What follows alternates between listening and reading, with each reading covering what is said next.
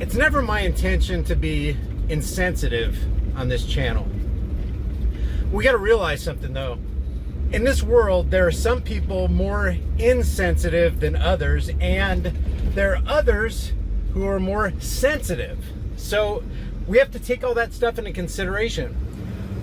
All this stuff with Ali Ward and the Macy's plates and all that kind of stuff really originates from childhood.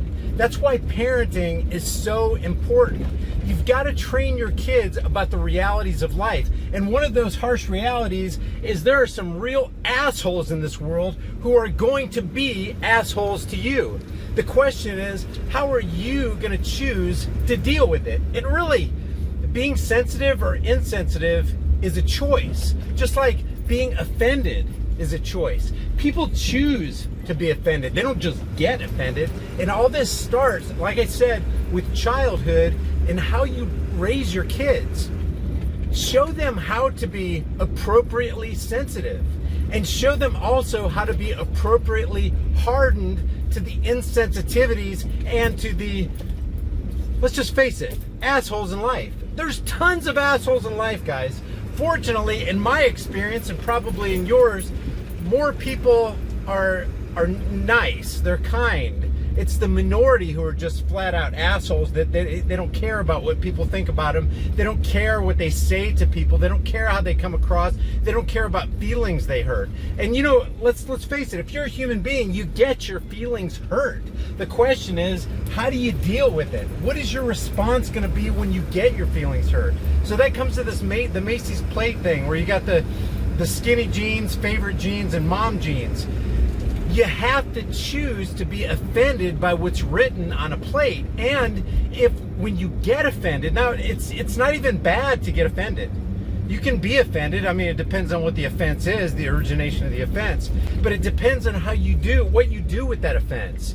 And what Ali Ward and all these other, I'm just going to call them left-wing SJW nuts, what they want to do, what the response is to ban that thing that they consider to be insensitive or offensive or inappropriate. They want to ban it from the general public. In other words, if I get offended by this, if this right here hurts my feelings, I want to keep, and their rationale for this, their justification is, well, I want to keep others from getting their feelings hurt. So if this hurt my feelings, I want to eliminate that from the market. I want Macy's to take all those plates out in the back and smash them or throw them in the dumpster or grind them up or whatever. Just get rid of them, because I don't want people to have access to those plates for fear that it's going to hurt somebody's feelings. Somebody tweeted something out. Guys, I don't have a large Twitter following.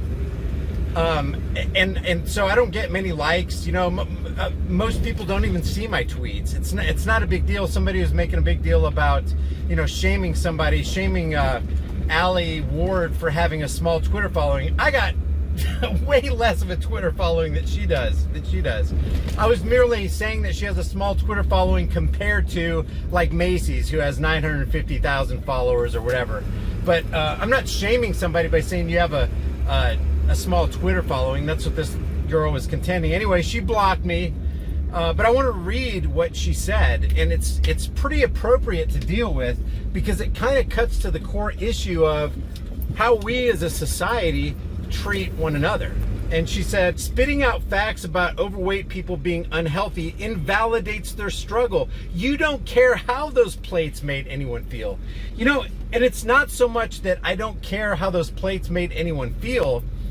It's that I am not willing to, in my offense, if I got offended at something, I'm not willing to ban a whole array of people who might enjoy those plates, to ban their access to those plates. Who am I? What if somebody thinks that plate is funny? I thought it was hilarious. What if it hurts 20% or 25%? Let's be generous. Let's say it hurts 30% of the population's feelings, but 70% either had no problem with it or thought that it was humorous. Does your choice to be offended trump another person's choice to enjoy that material? That's the question. So who's being insensitive? Who's being intolerant here? It's actually you leftists. You guys are not being tolerant of the fact that there are other people who are tolerant of something that you think is offensive.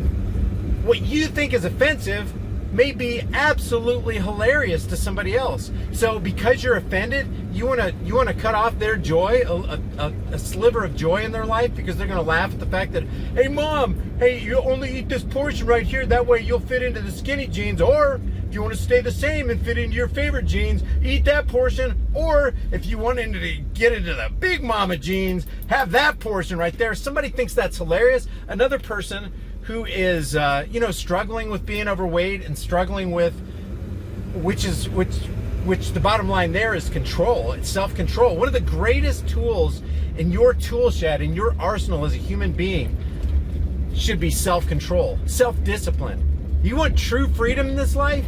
Then you'll be a self-disciplined, self-controlled individual. Nobody's making you stab that fork into that potato or lift that bagel to your face and shove it in your pie hole.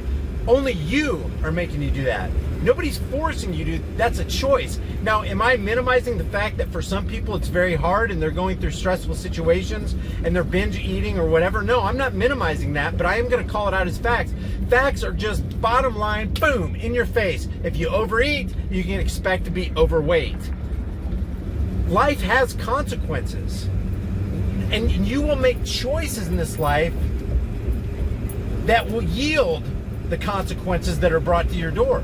If you overeat, expect to be overweight. If you sit behind a desk all day and then you come home and you veg out on TV at night and you don't get physical activity, you can expect your muscles to atrophy. You can expect the fat to accumulate. You can expect your heart to be taxed. You can expect your family members to be paying medical bills. And now we have nincompoops in Washington's District of Criminals wanting to give Medicare for all, primarily because people don't know how to take care of themselves because they're too cotton-picking lazy and they made bad choices for themselves. Guys, we live in the information age. We live in an age where you've got libraries, the libraries of the world at your fingertips. If you want to know how to be healthy, you don't have to hire a personal trainer. You don't have to spend any money. Get online and find out what the safest, quickest way to lose weight is. It's simple, but putting it into practice is not easy. If you want to make life easy for yourself, this is a precept in life, guys. If you want to make life easy for yourself, then you have to be willing to do those things which are hard.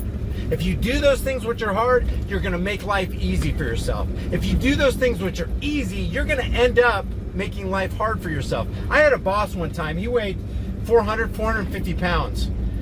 He's since lost a lot of, he's lost a whole person worth of weight, and hats off to you, man. But he at one time got up to 450 pounds. The guy, when he got up in the morning, couldn't tie his shoes. He had to wear slip-on shoes. He couldn't, he confessed to me, he goes, you know what my problem is? I said, what? He goes, food is my God of choice. He knew what his problem was, but he didn't have the self-discipline and the mental wherewithal and the self-control to harness the potential that he has as a human being to put himself on a trajectory where he becomes successful instead of setting himself up for failure. But like I said, he's since lost that weight. But the bottom line is, he made, at one point in his life, he was making life easy for himself, just eating whatever he wanted to, just gratifying the desires of his nature, this just instant pleasure. Oh, ice cream, donuts, oh man, good. Mashed potatoes, oh, gravy, oh yeah, pancakes, load them down with syrup, yeah. You make your life easy. That's easy stuff right there. But eventually, your life gets harder and harder and harder. Pretty soon, you can't even walk up one flight of stairs without acting like you just ran a marathon. You can't tie your shoes. You're going to have slip-ons. You can't even wipe your own ass. So I'll say the hard things because the people who say the hard things to you are the ones who actually love you. They love you enough to tell you the truth, knowing that if they tell you the truth, they might offend you, and they're willing to take that risk. And these plates, while they may seem offensive to some people, it's just the bottom line truth. If you don't have the energy expenditure and you eat a whole ton of food, you're going to gain weight, and it's going to be weight that you don't want. It's not going to be muscle weight unless you're working out and spending some major energy. But if you eat this amount of food, you'll be able to fit in your skinny jeans. This amount, you're going to stay in your favorite jeans. This amount, you're going to have to buy those big jeans. You're going to have to go to the big and tall shop. That's life. That's life handing you the consequences. It's giving you the bed that you made. Now you got to sleep in it. So while I may come across as insensitive to some people, it's not my intention. My intention of people is to slap them with truth, man. Wounds from a friend can be trusted, but an enemy multiplies kisses. Truth is your friend. A lie is your enemy. And the truth is uncomfortable, another fact of life, and a lie is very comforting. So what do you want? Do you want the comfortable so that your life can be harder later on? Or do you want the uncomfortable so that your life can be easier? Because I'll tell you, it takes a lot of effort, especially if you've accumulated a massive amount of fat on your frame, to get rid of that fat. And then you have to deal with the consequences where your skin is stretched out, and then when you lose that weight, you've got all this hanging skin. And really, guys, it was your fault. It was your fault. And you have no one else to blame but you. And you can sit around all day and go, oh, he was insensitive. He hurt my feelings. We have to ban those plates. We have to get rid of all this stuff that's making us feel uncomfortable in our minds. No. Actually, you need the exact opposite. You need those things that are going to make you feel uncomfortable. You need them. You need them for your very survival, for your mental health and for your physical health. Because think about it. This life isn't all about you and what you can get out of it and your short-term gratifications that you're trying to fulfill. Don't you have a family? Don't you have friends? Don't you have people who rely on you? Don't you have a mom and dad? Maybe you don't, but most people do. They have an extended family. And if you go down, guess who's got to take care of you? That's why I like what Ted Nugent says. He goes, you're either a liability or you can put your ass in the asset column. Choose to put your ass in the asset column. Don't put yourself in a position where people, your loved ones, later on are going to have to take care of you. What kind of love is that? That's no love. So the bottom line question is your willingness, your choice to be offended, does that choice to be offended trump somebody else's choice not to be offended? That's the question here with these plates. That's the larger issue. And if you're parents out there, invest time into your kids. Tell them life is going to be hard. If you don't step up to life, if you don't step up to the plate of life, life will literally step on you and grind you into powder. Life is there. Life is good, but life will take from you as soon as you take your oars out of the water. See, life is like being in a canoe and you're just constantly paddling upstream.